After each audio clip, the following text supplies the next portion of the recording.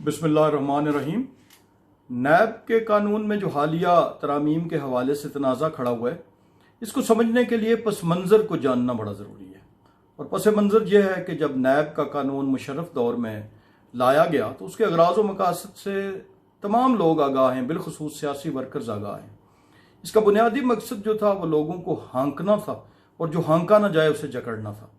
और उसकी रूह से PMLQ बनी, पाकिस्तान पीपल्स पार्टी, पैट्रियट बनी, और कुछ यूसुफ रज़ा गिलानी साहब जैसे और जावेद हाशमी जैसे जकड़े भी गए। फिर जब 2008 का टाइम आया, जबकि मुशर्रफ का दौर का ख़ात्मा हुआ, तो उस वक़्त तक जो मुस्लिम लीग नून के और पीपल्स पार्टी के ख़िलाफ़ जो जितने मुकदमात थे नैब के, वो तकरीबन अपने मंतकी अंजाम तक पहुँच चुके थे। और जो कुछ जरदारी साहब के ख़िलाफ़ मुकदमात रहते थे, जरदारी साहब चूँकि उस वक़्त तक सदर बन के तो उन्हें सदारती इस्तिस्ना भी हासिल हो गया था। फिर एक और बात भी हुई कि जनरल कियानी की जो पॉलिसी थी उस दौर में, वो अपने 2 टेन्योर्स में आर्मी चीफ रहे, जिसमें कि सियासी मामलात में अदम मुदाखलत की थी, उसने भी एक बड़ा कलीदी किरदार अदा किया। और फिर 2008 से फिर ऑनवर्ड्स जो हैं वो नैब ज़्यादातर हाउसिंग सोसाइटीज़ के मुकदमात या डबल शाह टाइप केसेस या दीगर जो फाइनेंशियल क्राइम्स थे उस हद तक महदूद रहा। फिर 2013 में, हाँ एक बात मैं भूल गया कि मुशर्रफ ने अपने दौर में जो बहुत ही समझदारी और अक्लमंदी का मुजाहरा किया as compare to the present government, और वो ये था कि ब्यूरोक्रेसी से नहीं बिगाड़ी। यानी उस तमाम अरसे में ब्यूरोक्रेसी ही बेसिकली मुशर्रफ हुकूमत के इस्तेहकाम का बायस बनी, मुशर्रफ हुकूमत को सपोर्ट करती रही, उसके पीछे खड़ी रही, और ये इस तरह मुशर्रफ ने अपना टाइम गुजारा। अब 2013 से ऑनवर्ड जो था वो 4 साल के लिए जो चेयरमैन नैब अपॉइंट हुए, क्योंकि 18वीं तरमीम के बाद फिर ये था कि हुकूमत और अपोजिशन के ये जो फैसला हुआ वो ये था कि हुकूमत और अपोजिशन के बाहमी मशावरत से चेयरमैन नैब अपॉइंट होगा। तो चेयरमैन नैब जो थे वो एक ब्यूरोक्रेट थे, तो वो जो कि ब्यूरोक्रेसी की वर्किंग से, ब्यूरोक्रेसी के मामलात से आगाह थे, इसलिए फिर ब्यूरोक्रेसी जो छोटी मोटी इरेगुलरिटीज़ या कहीं पे किसी कवायद की खिलाफ वर्जी होगी तो वो नैब के केस उस पर नहीं बने। अब मौजूदा रूप में, अपने मौजूदा रूप में जो नैब है, जो आज का रूप है, वो 2017 के आखिर में आया, और हमने हुकूमत में रहते हुए महसूस किया कि जो हमारे प्रोजेक्ट्स थे बड़ी तेज़ी से इससे पहले तकमील पजीर हो रहे थे, तकमील की तरफ जा रहे थे या शुरू हो रहे थे, इवन जिनकी कि उस वक़्त कंसेप्शन हो रही थी, तो वो भी एक तकरीबन रुक गए, चूँकि इंक्वायरीज ब्यूरोक्रेट्स की शुरू हो गई, ब्यूरोक्रेट्स एप्रीहेंसिव हो गए, और वो जो फैसला साजी थी वो रुक गई। तो फिर आहद चीमा की गिरफ्तारी हुई 2018 के शुरू में, तो आखिरी जो 4-5-6 महीने थे वो हुकूमत के वो तकरीबन मामलात जो है वो स्टैंड स्टिल पे आ गए थे। और उसकी बुनियादी वजह यही थी कि ब्यूरोक्रेसी फैसला करने से, जब एक मशीन, मैन मशीन जो है वो अपनी काम छोड़ दे तो फिर हुकूमत कैसे चल सकती है। मुझे याद है 2018 के अगस्त की 13 तारीख थी, और मुझे कोई शायद 5वीं-6ठी दफ़ा नैब की हिरासत में अदालत में पेश किया गया रिमांड के लिए।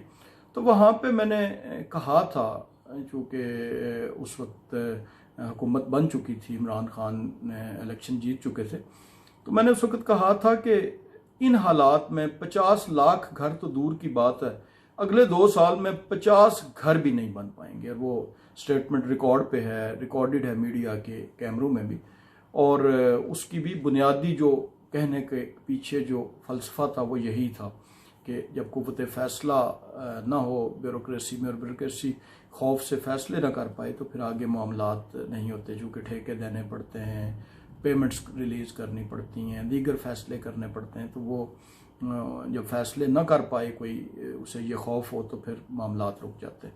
और जो बात उस वक़्त नैब की हथकड़ियों में झगड़ा, एक कैदी जिसे ना अखबार तक रसाई थी, ना TV रेडियो तक रसाई थी, जो बात उस वक़्त वो कह रहा था, वो बात इज़्ज़त माब वज़ीर आज़म पाकिस्तान को तकरीबन 1.5 साल बाद समझ आई। और दिसंबर 2019, यानी ये पिछले दिसंबर में कि 27 तारीख को एक तरमीमी ऑर्डिनेंस नैब का जारी किया गया, जो एक मज़ा का खेज ही ऑर्डिनेंस था, जिसकी रूह से एक बात तो मुस्बत ये हुई कि अगर कोई नेक नीति से कोई काम करेगा और उसके दौरान उससे अगर कोई कायदे की खिलाफ वर्जी हो जाएगी तो वो नैब का मिस यूज़ ऑफ अथॉरिटी यानी इख्तियारात का गलत इस्तेमाल में नहीं आएगा जब तक कि उसका कोई लिया दिया उसमें से साबित ना हो सके।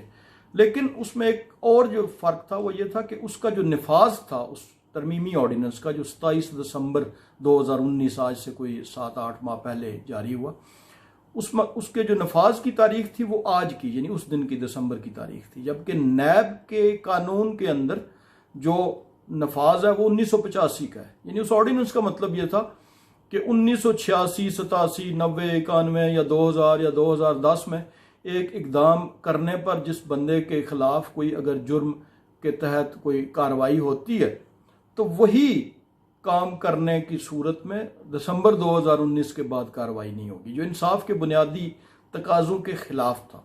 इस पे अपोजिशन ने भी शोर किया और अपोजिशन ने यह वाज़े तौर पे कहा कि ये जो तरमीम है ये हमने नहीं कही थी, और वाकई अपोजिशन ने नहीं कही थी, हुकूमत ऑर्डिनेंस की शक्ल में लेके आई, रातों रात लेके आई।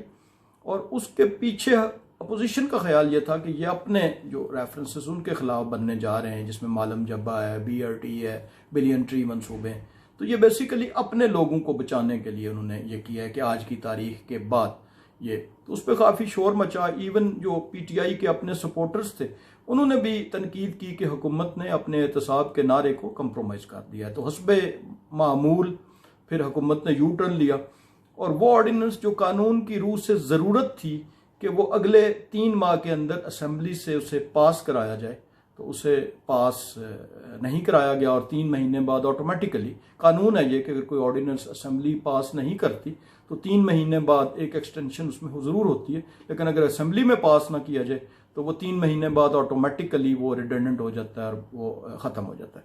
लिहाजा वो मार्च में वो ऑर्डिनेंस ख़त्म हो गया। लेकिन ऑर्डिनेंस तो ख़त्म हो गया, मामलात तो वहीं पर रहे। सो मच सो कि जो हुकूमत में जो फैसले 17, 18, 19, 20 ग्रेड तक या हद एक महकमाना सेक्रेटरी जो हेड ऑफ द डिपार्टमेंट होता है उसकी हद तक हो जाते थे, वो फैसले भी सरकारी अफसरों ने फिर उसको शटल कॉक बना लिया और वो भेजने शुरू कर दिए काबीना के पास।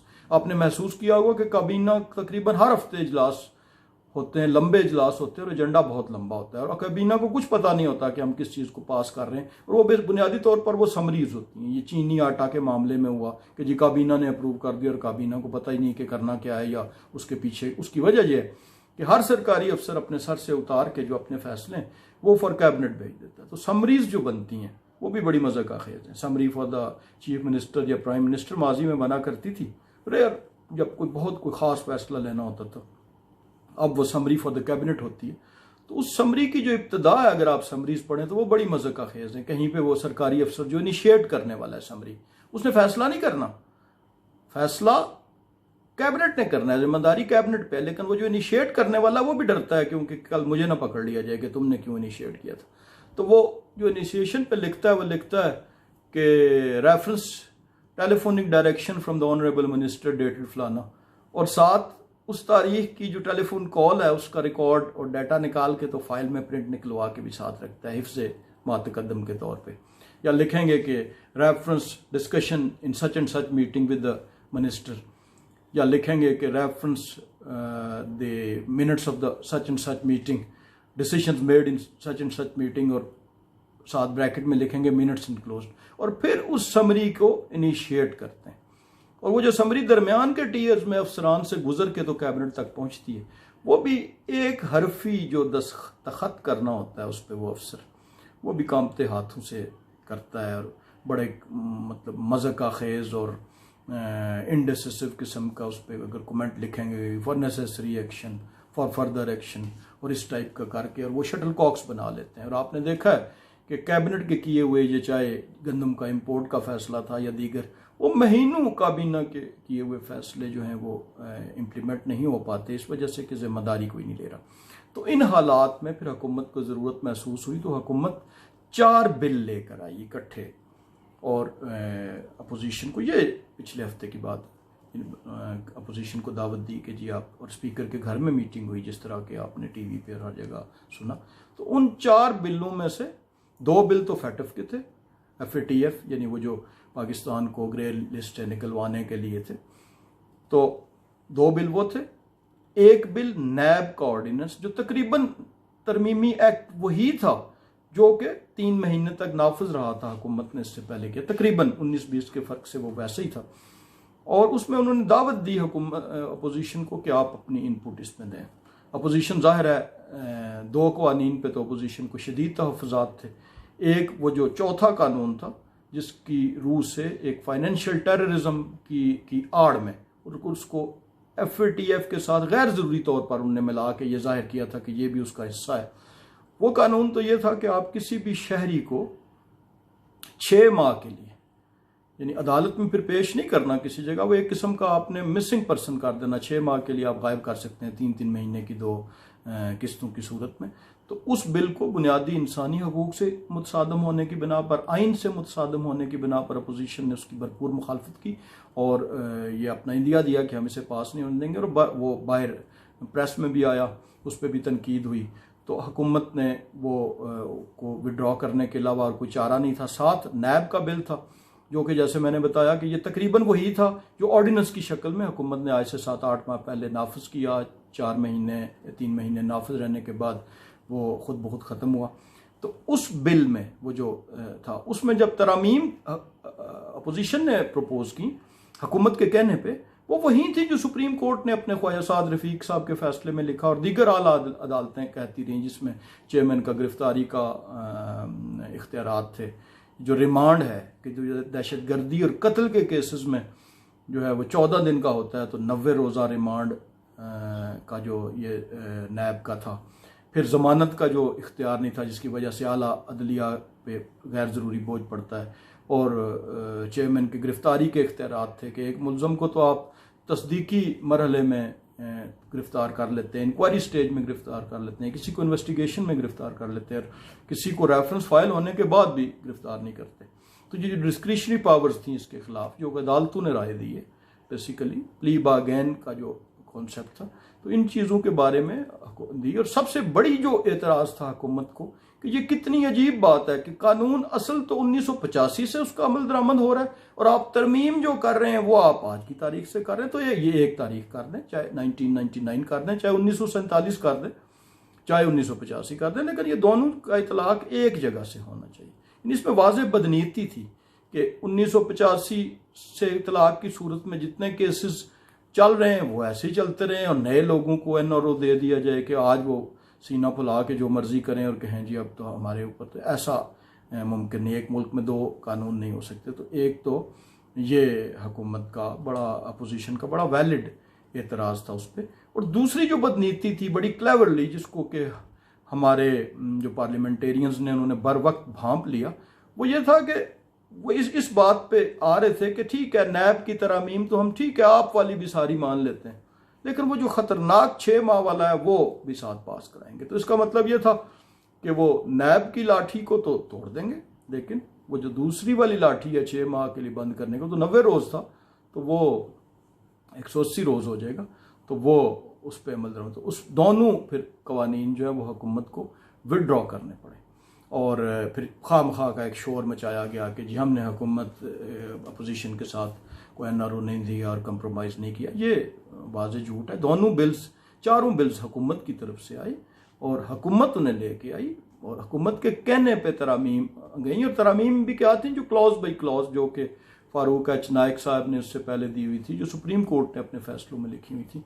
तो ये एक तो ये वाक़या हुआ। अब आ जाए उन 2 बिल्स के ऊपर जिसका कि कल से शोर मचा हुआ है कि अपोजिशन ने हुकूमत के आगे घुटने टेक दिए, या अपोजिशन ने हुकूमत के दबाव में आ गई, या किसी और के दबाव में आ गई, या अपोजिशन ने कोई डील कर ली, या अपोजिशन ने जमीयत उलमा इस्लाम से हट के कोई डील कर ली। तो हकीकत यह है कि 2 बिल तो जैसे मैंने आपको समझाया कि वो तो 2 तो निकल गए, नैब वाला भी निकल गया और वो 6 माह वाला भी निकल गया। अब जो 2 रह गए जिसकी ज़रूरत थी FATF में और जो वाकई इंटरनेशनल फ्रंट पे ज़रूरत थी ग्रे लिस्ट से निकलने के लिए, उसमें भी कुछ चीज़ें ऐसी थी जो कि हुकूमत, ख़तरा यह था कि हुकूमत उसे मिस यूज़ करेगी। तो उस पर तरामीम सजेस्ट की थी मुस्लिम लीग नून ने भी, अपोजिशन ने भी। वो तरामीम मौजूद थी, लेकिन जब वो शोर मचाया इन्होंने और वो 2 किए, तो उन्होंने उन 2 बिलों को एज इट इज़ कौमी असम्बली से बावजूद अपोजिशन के एतराज़ के बगैर हमारी तरामीम को इनकॉर्पोरेट किए हुए उन बिल्स को उन्होंने पास करा दिया कौमी असम्बली से, चूँकि अक्सरियत थी कौमी असम्बली में, और साथ ही कौमी असम्बली का इजलास जो है वो प्रोरोग कर दिया। अब सेनेट में तो जाहिर है अपोजिशन की अक्सरियत है, सेनेट से तो पास नहीं करा सकते थे।